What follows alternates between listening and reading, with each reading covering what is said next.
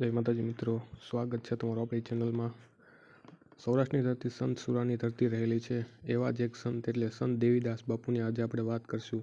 આજે જે પરબધામ તરીકે જાણીતું બન્યું છે તેવું પીરાણું એટલે સંત દેવીદાસની જગ્યા. તેમનું મૂળ નામ દેવા ભગત હતું. પિતા પુંજા ભગત, માતા સાજણબાઈ રબારી હતા. ગુરુ જયરામ ભારતી ગિરનારના મહાન સંત હતા. લાંબી ટેકરી જે આજે ઓળખાય છે ગિરનાર ઉપર, ત્યાં તેમના બેસણા હતા.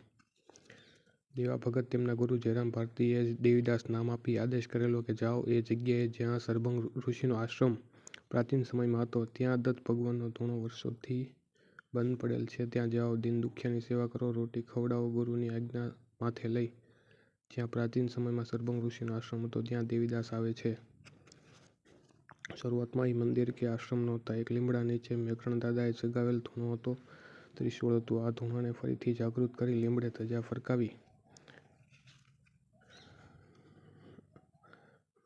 ધજા ફરકાવીને ત્યાં અલખનું નામ જગાવે છે.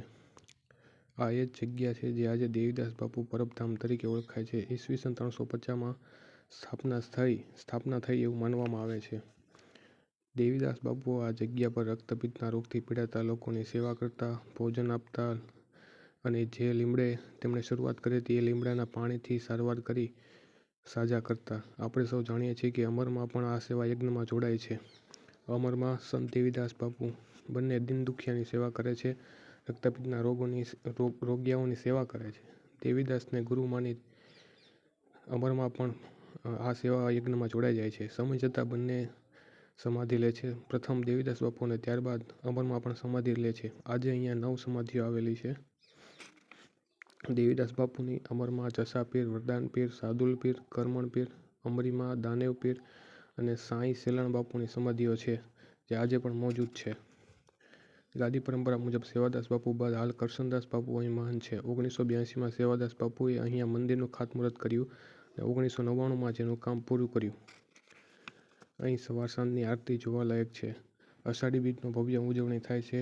ભજન, સત્સંગ, કીર્તન, મેળાવડો થાય છે. પ્રસાદી અવિરત હંમેશા અહીંયા ચાલુ રહે છે. આ જગ્યા જૂનાગઢથી 40 કિલોમીટરના અંતરે આવેલી છે, પરબાવળી ગામની બાજુમાં. અહીં રહેવાની પણ સુવિધા છે.